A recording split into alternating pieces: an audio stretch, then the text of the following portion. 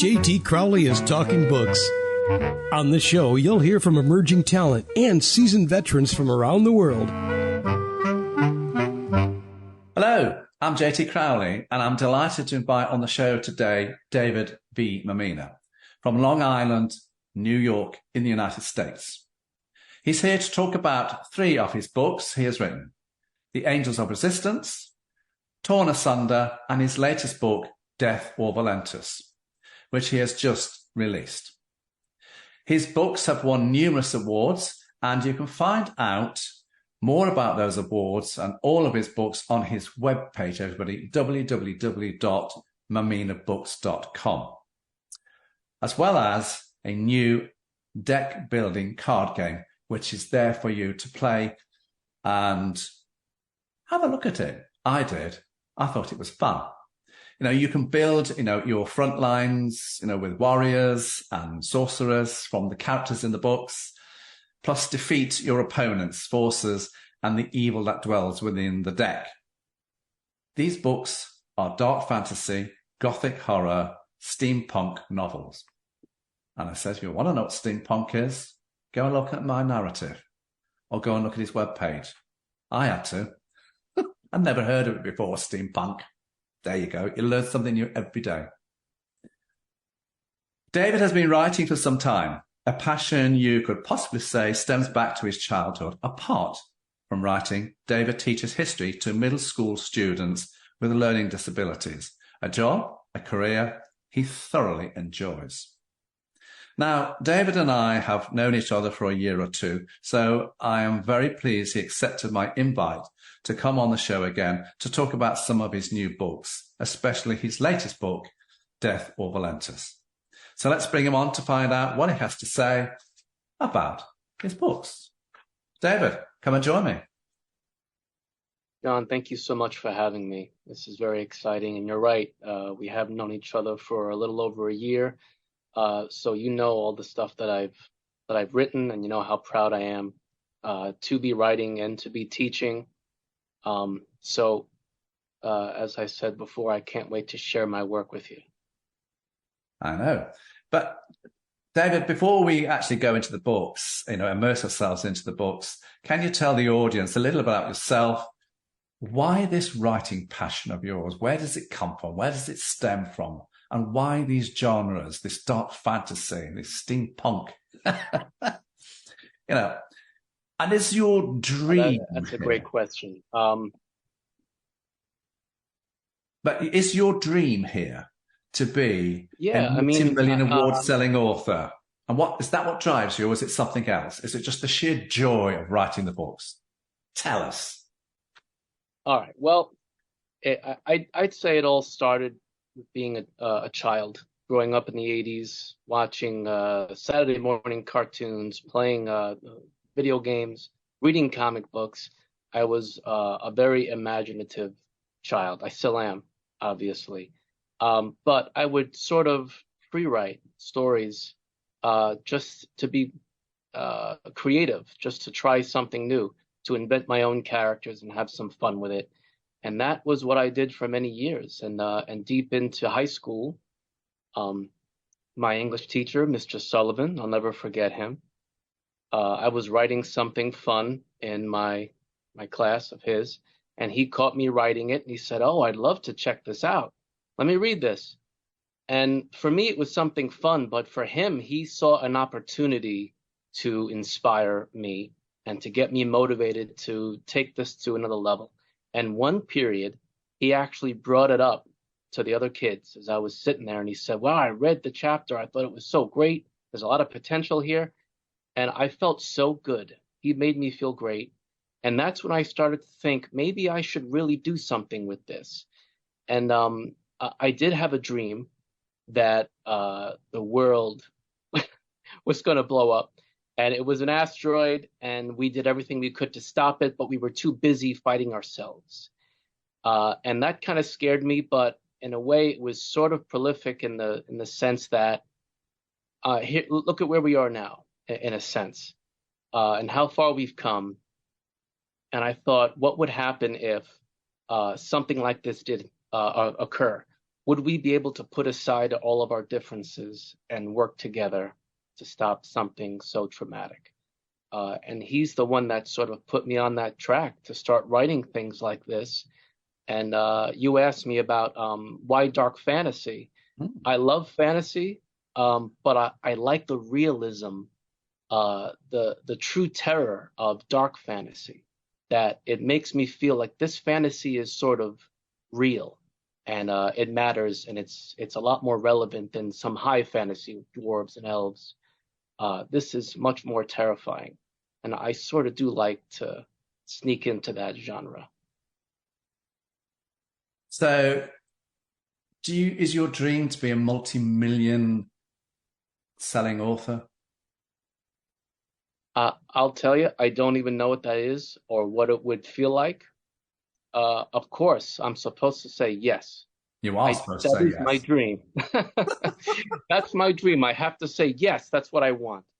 But I'm at the part where if I can share my work with others, and I could walk around my town and not be bombarded by media or anything, if I could live that perfect balance of sharing my work, living a happy life, knowing that people like what I've done and written and I've inspired them in some way, that's my dream. I'd be really happy with that. And you know, David, I have to say, great choice of name for your teacher, Mr. Sullivan, because my mum, who came from New York, her name was Sullivan. There you go. It was meant to be. It was meant to be. Now, David, let's have a look at your new book, Death or Valentus. Now, you say that this book would be a perfect read for fans of gothic horror, dark fantasy, and steampunk. I have to confess, as I've already said, I've never heard of the genre of steampunk until now. And for those of you that are unsure, well, go and have a look at his website to see what steampunk is all about, and all his other books there as well, or the written introduction that accompanies this podcast. So, David, to the narrative of this book. Here we have a fiendish figure engages in a precarious mission to set free his nemesis from a perverted cult. Valentus is a necromancer, a black magic sorcerer, whose formidable powers involve raising corpses to do his bidding and leading vast armies of the undead, playing by his own rules and partnering up with an exceptionally talented vampire who would give no second thought to slicing off Valentus's head if he suspected betrayal. So, David, you have two very powerful collaborators in this book, and you would think they could easily control their own destiny. But, like in so many of your books, you've got to expect the unexpected, everybody. Believe you me. So, I found this book extremely engaging. But I'm asking the question because I thought to myself, why did he write this book? And who did he intend for it to be read by? But more importantly, why the story? So, why did you write it? Who are you writing it for? And why the storyline? You know what, John? I didn't even intend on writing this book. This book snuck up on me. This wasn't something where I thought, oh, this would be a cool story. Let me start plotting this out. It was in the back of my mind as I was actually writing Torn Asunder. And it was in my mind, and I sort of had to push it away a little bit. But I started to write some notes about it. And I thought, wouldn't it be cool if a detective sorts could solve crimes by resurrecting the victim or by resurrecting the criminal and asking the questions, because this person who's resurrected can only tell the truth. There's no emotion to it. So he's the ideal detective. The thing is, he has the power to raise the dead. So that is sort of profane. You'd think you're desecrating bodies, but as far as he's concerned, he's brought them back to a state of living where they could be useful. So I thought that was a really intriguing approach. Then I thought, wouldn't it be interesting, even so, to have his nemesis, who would essentially be the hero of the story, be the one who would need saving this time? And what kind of predicament would that put a character who is offered this opportunity, and he'd have to have his own sort of goals and aims to do this, to want to save someone who he despises. And that's why he works with this vampire. The vampire loves this woman. So they have to work together, two of the most powerful beings, you'd say, but they're both very wary of each other, very distrustful, until the story progresses and you start to see, much like we discussed earlier, sometimes you have to rely on your enemy to survive and get to know them more and to try to understand goals and say, you know what, maybe we should align our goals, if only to survive. So I thought that was a really cool idea. Okay, let's have a look at the book. But just to give the audience a sample of the book, David, let's turn to 2 of the 10 chapters, because this story, everybody's told about 10 action-packed, thrilling, dark fantasy chapters, beautifully written, with, some illustrations, some little drawings pictures in the book. Absolutely amazing. But let's get cracking here and let's start with chapter 2, which you give the title, 3 Years Lost, One Golden Peril. You set the scenes in the Apparatus Brand Center, Cell Block X, and the Fractum Laboratory. We have the necromancer, Valentus, imprisoned, Dragon the vampire, who has been woken up by Mr. Kaiser and Dr. Thaddeus, who have found themselves in a very, very pressing predicament. What's the narrative here, and why does this chapter, in your eyes, carry so much weight in the overall concept of this book? Thank you for that question.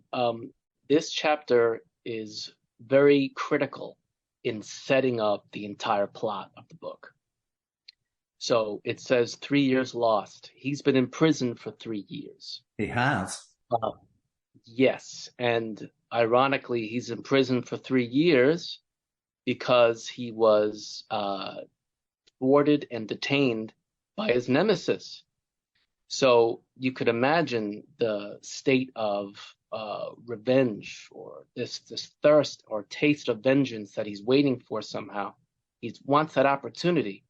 But the opportunity that's given to him instead is, we need your help in aiding an operation which Dragon is going to spearhead. And Dragon has to convince Valentus to help him with information about this very deadly land, how to traverse it, where this cult is, where do you think she could be held? And he takes the opportunity to say, if you want my help, you're going to have to let me out of here, and I'll help you presently, because you'll never survive in that land on your own. Dragon understands, this is someone I can't trust, but I need to save this person, because not only is she important, she's the love of my life, but I have to be careful because this is his nemesis. So it's a perfect launching off point, I think, for the entire story. It's really exciting to see their dynamics sort of bounce off each other. And they do bounce off each other, everybody, but they are very mistrustful of each other. It wouldn't take much to tip the balance. Does the balance tip? Well, if you want to know, read the book. Now, I can't say fairer than that. Now, David, the other chapter you wanted to highlight for being another significant chapter was chapter 5, which you give the title, All That Matters. Now, when I looked at this part of the book, what stood out for me was the scene around Nightmare Garden, which you start off by saying, I quote, having trekked for over an hour deep in the recesses of Engard's barren lands of crags, fissures, and hazardous valleys, Dragon and Valentus are held up at a hill overlooking the rock face of Valcanic in the distance. Now, you have other scenes in this chapter, which you put under Mad Science, Dungeon, Revelations, and deafening irony. Why the storylines and scenes here, and how important again is this chapter in relation to the overriding story in the book? Are you ramping this storyline up here? Oh, very much so. This is the key chapter that sort of flips the story on its head. So you think you're going somewhere. It all seems awfully predictable. You know, it's very linear. You figure these two characters are going to try to save this person. What happens is they do invade the bulwark, I guess, in the mountain of this cult. And without spoiling anything, Valentis changes almost on a dime, because for him, he is the other side of a coin to his nemesis. So he sees his nemesis as this very powerful woman. She was able to beat him when no one else really could, because of her power, as you'll learn in the book. But when he finally sees her in the state she's in, something changes in him. And he's sort of angry, not for her. He's angry that, how could you do this to my opponent? This is not my adversary. What did you ruin her like this?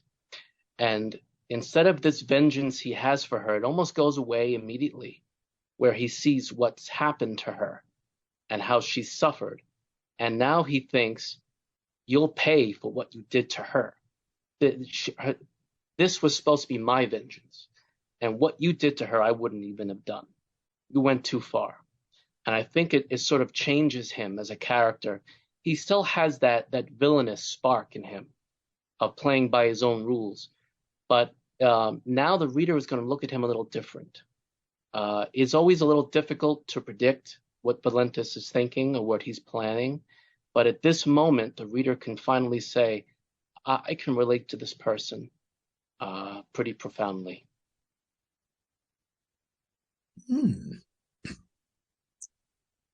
That's that book, everyone. And as I says, if you want to find out more, go to his webpage, have a look, and there you can get his books and see what the stories are all about.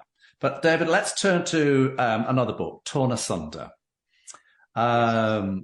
This is one of your highly creative books, and this story touches upon the traumatic end of the Knight Templars, a remnant brand of knights in hiding, attempting to forge new lives for themselves in the Eastern Byzantine Empire. They're kind of reduced to chaperoning duties, taking merchants and pilgrims through perilous lands, in particular escorting a girl to safety, in times of dangerous clans of assassins and encroaching Ottoman forces. And of course, you were writing this, and as you just said, you were thinking of death and Valentis, which I thought, so he writes one, but he's thinking of another one. How clever. My question to you is, was this book, Torn Asunder, a labour of love to write? But I'm more intrigued as to why you chose the topic and the subject matter and the storylines here and the characters. Yeah, you know what? This was sort of another book I didn't think I was going to write. I was actually teaching the lesson about the Knights Templar to my students.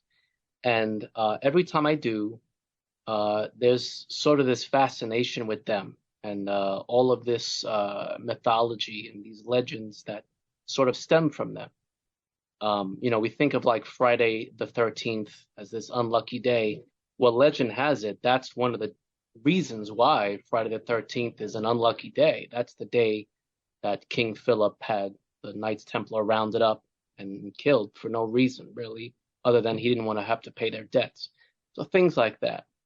But for me, I thought it was very exciting because I said, you know what, let me just do research on it and see where they are and where they've been. And the more research I did, the more I began to realize, I think I should write something about this, write about the Templars that were able to escape and what their story would be about.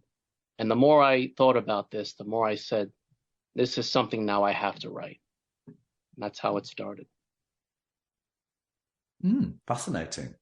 Now, David, you and I talked about, before we came on and did this podcast, we've been chatting for several weeks, putting together what's going to go in this podcast interview.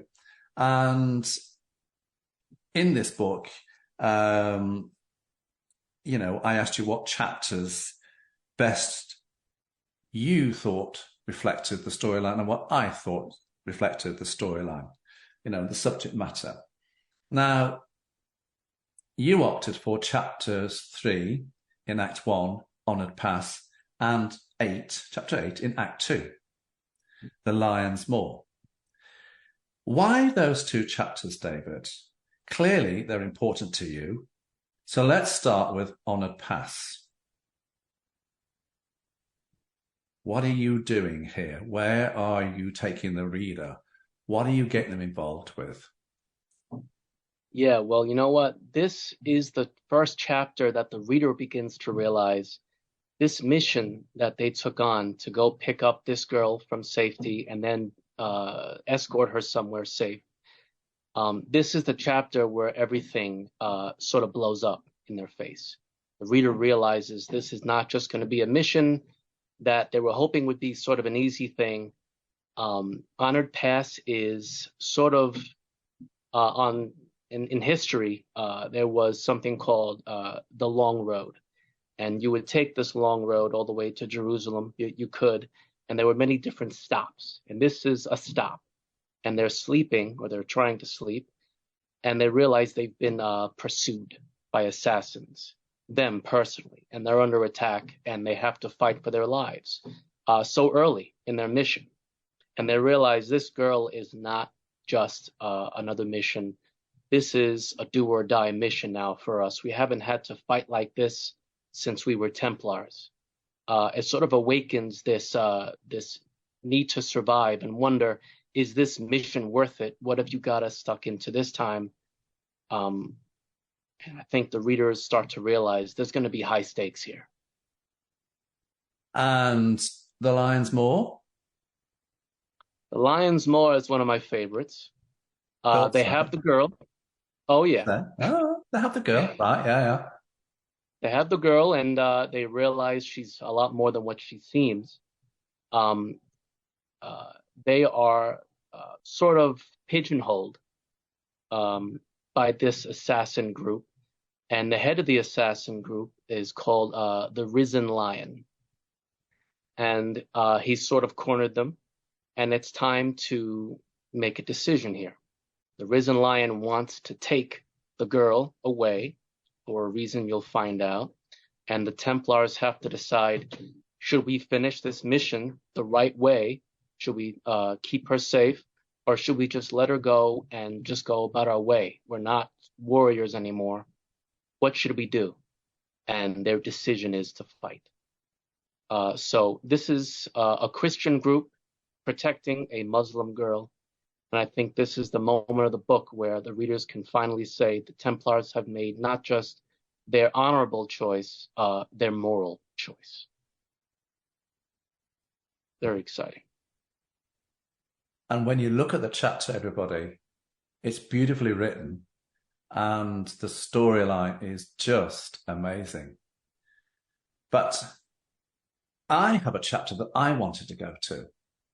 And for me, I found the most fascinating section of your book here was Act 3, strangely enough, especially the first chapter there, One Night in Karaza.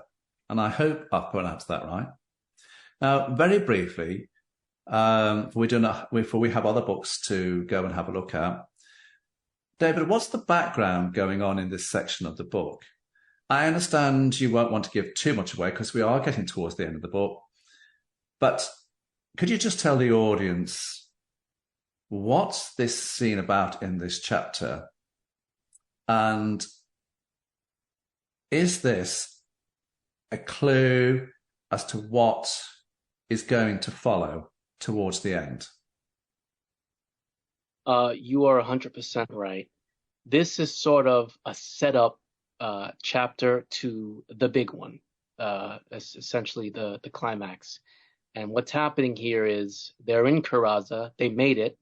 They're just about to dawn on the finale of their mission, and then they think, did we do the right thing? And it's each of the soldiers talking about their dreams that they had, and are these dreams relevant? And do they actually apply to her? Is it because of her, or is it because of our past, or whatever it is? This is the chapter that sets up essentially the fruits of their labor or the doom of their choices. So it's a great chapter you chose there, John. A lot of people, when they get interviewed, get the feeling that the person who's doing the interview really doesn't read their books, but they've just got a general set of questions.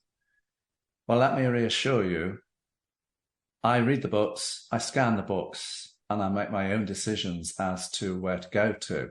Yes, I listen to what the author has to say, but I also make my own decisions, and that was one of them, because that's what I thought it was. It was the beginning of the end. And he was right. It was a good choice for me to pick. But I knew that because I'd read the book, which is so important, especially for authors. They appreciate the fact that the interviewers actually spent time looking about their work and talking to them about their work and looking at their book. Thank you. Now, as I've already said, we've got another book to look at. I spent down 3 books, so here's the third one. The Angels of Resistance. Now, this is a whopper, everyone. It really is. The paperback version has 653 pages to it, so it's not an overnight read, and it's not a bedtime read. It's got to be a book that you sit down and spend time with and look at it, because it's deep, it's dark, it's mysterious, and it's David Mammina at his best. So, this book tells the tale of 1,000 years after the assumed apocalypse. A demonic army known as the Demon Plague has invaded the New World. We have various races and cultures split by their differences. One man, Michael Morell, joins forces with various warriors to unite the rival kingdoms to defeat the Demon Plague. But the kingdoms have to bury their old wounds. Will they? What I want to know here, David, is what inspired you to write this epic novel, which you put out in 2015. So this is one of your early books. I have to say, it took me some time to go through. But I found it intriguing. I found it interesting. It captured me. It gripped me. But I want you to tell the audience why it's so gripping, it's so encapturing, and why you wrote it. Sure, John. Thank you. This is the book I wrote first, and I try to tell people you might not be into fantasy, even let alone dark fantasy, but give this one a shot. This is a book I think that I wrote for everyone. It is dark, but there is hope in it, which is what I like. There's a lot of characters to pick from. There's a lot of characters you'll find yourself relating to. But what I love about it is it's a movie in your hands. So you said it's about 600 something pages. It reads like a 200-page book when you really get into it. And I think it's because I've worked really hard on it. I've written about 3 different editions to it. So over time, I've tried to perfect it. But this is the story that I started with. This is the profound launching off point for me as an author. And I think, as you said, this is me at my best. I think this is my favorite book. And I'll always go back to it. I just love it so much. And that's why when we decided as to what 3 books to talk about in this podcast, you said The Angels of Resistance has to go in. And I understand why. So, okay, let's give the audience, a taste of what this book's about. Now, David, prior to coming on the show, I asked you, again, to highlight 2 chapters that, in your eyes, best reflect the overriding subject matter within. Now, you chose, in part 1, chapter 11, The Smoking Embers. And in part 2, again, chapter 11, The Reckoning. Why? Let's start with The Smoking Embers. Okay. So these are 2 chapters that are a perfect dichotomy of each other. So in part 1, Smoking Embers is a chapter where the heroes have fled the battle. The battle is over. The kingdom was able to survive, but that was just the first wave. So what these heroes are doing is they're trying to get certain royalty and very important people out of the city. And they're fleeing to another place, and it's nighttime, and they're around the fire. And this is such a perfect opportunity for the author to let the story breathe, for the reader to really understand the motivations of these characters and how they sort of have to work together now with what they have. They've just fled something extremely traumatic. What are their thoughts on this about working together? What do they want to do? How are they feeling? What's happening now? So around the fire, almost the entire chapter takes place like that, and it's just an incredible scene of character development. And I think the reader was introduced to these characters. Now the reader knows these characters.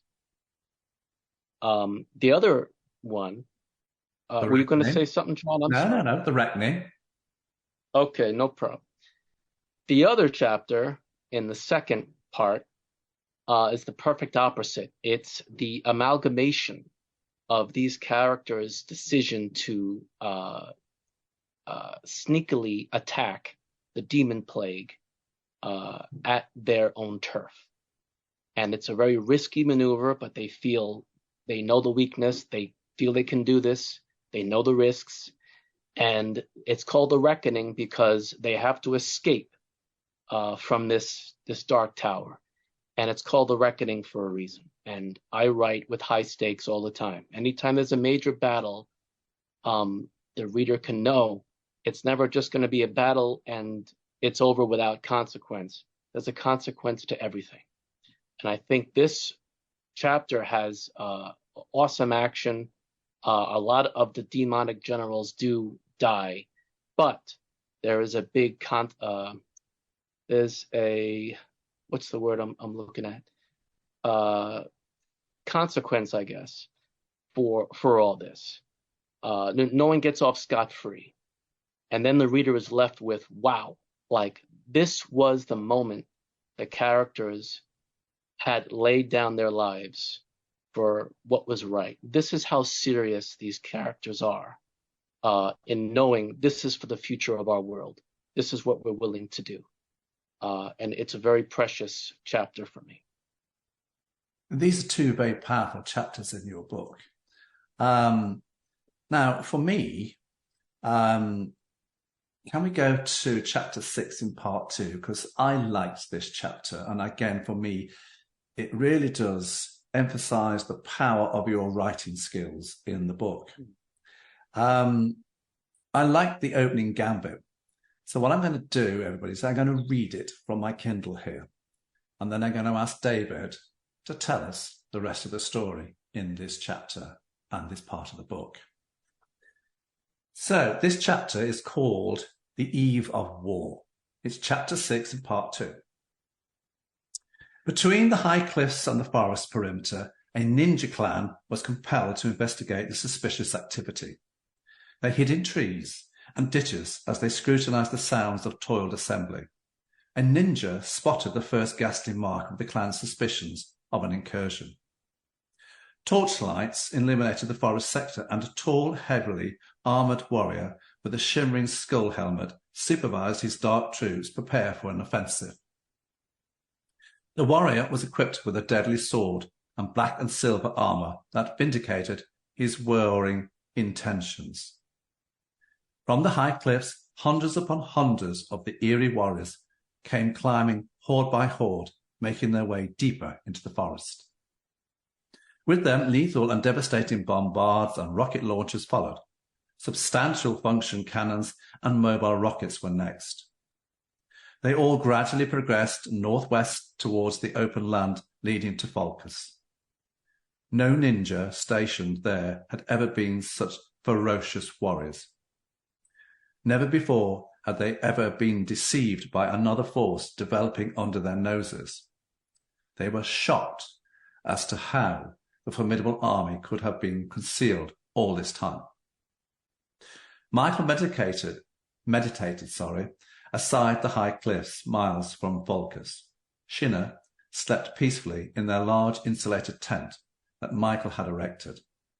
Shinna never would have agreed to leave Falcus if it was not for Michael's companionship. She beheld an instinctive attraction to him. It was a sensation she could not explain. In essence, she felt at peace without the feeling of vice. None of it ever came about until after Pommel. Spill the beans. Yes. All right, so let's spill all the beans I can. Spill all the beans. That scene, but not too many.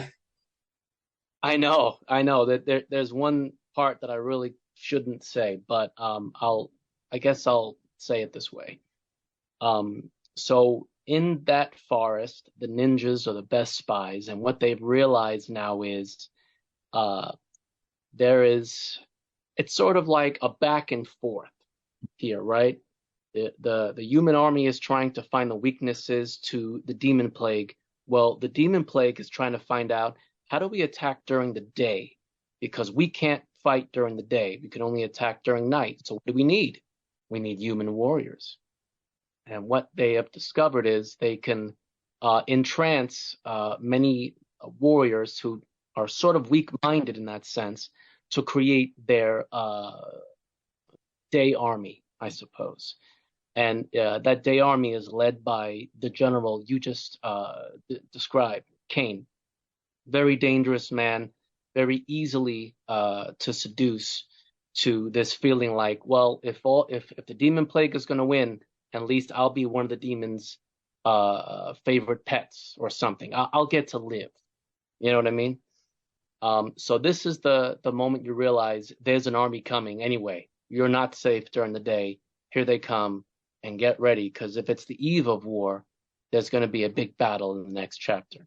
So that's definitely a really exciting spot you found. The other paragraph you got with Michael, Muriel, and Shinna. This is the moment you realize here, okay? Michael Muriel is being followed by the demons, not because they want to hurt him, because they feel he is their savior. And this is a moment also where the reader starts to understand he's leaving other kingdoms in the night so the demons won't follow him and destroy those kingdoms. So he leaves, but he takes Shinna as well now because he learned something very serious about Shinna, and they're going to be following the both of them. And there's a reason she has this attraction towards him. It's not just because he's this great hero who cares about people and her. She's supposed to feel an attraction to him. That's what the demon plague wants. So Michael Muriel knows this, and he doesn't want to succumb to this either. He understands that if they do get together, the consequence of that is extremely dire. So you certainly picked a good chapter. Well, let's leave it there. And if you want to exactly, the rest of the stories, if you want to know the rest of the stories, go and buy the books, everyone. David, what's next for you? Any more books coming down the line? Oh dear. Any more books? You know what? I'll tell you this. If Please. Death or Valentis is if Death or Valentis is successful, which I believe it will be, and I certainly hope it will be, I already have a sequel in mind. I have it. So the story ends, but I think every good sequel is a sequel that is its own story. So I'm the kind of writer that doesn't leave readers wanting, oh no, well, why did he end it there? I always end my stories, but that doesn't mean the story is over.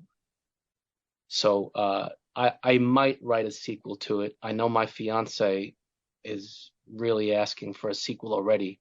And for goodness sake, the book just came out, this one. So I'm going to have to really think on what I'm going to do here. But I'm going to do what I always do. I'll start outlining, and I guess we'll see where it goes.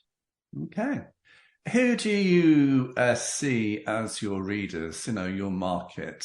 Who would you like to see reading your books? All ages, young people, middle-aged, old fogies? I should have said that, but yes. No, it's true. I think that my writing, of course, it's not for many young eyes. Some of the stuff I write, as you know, can be raw. It can be real. Oh, it can be raw. Oh yes, it can be, and it's not just for the sake of rawness. I don't do that. Every page I write is not wasted with any filler. Every page has a purpose, leading to something or has something to offer. So it's for anyone who likes to be engaged, as you said, in a great story. Whether you like fantasy or not, I really do think that my work is for you. You should give it a shot. I think you might be surprised. Where can people get your books from, David?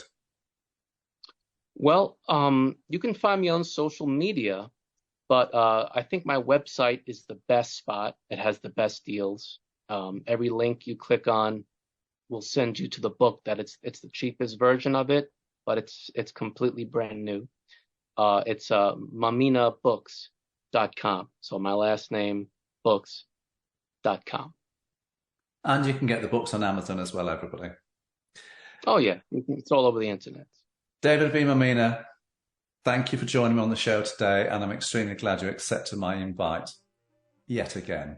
And I hope to interview you for a lot more books and many more years.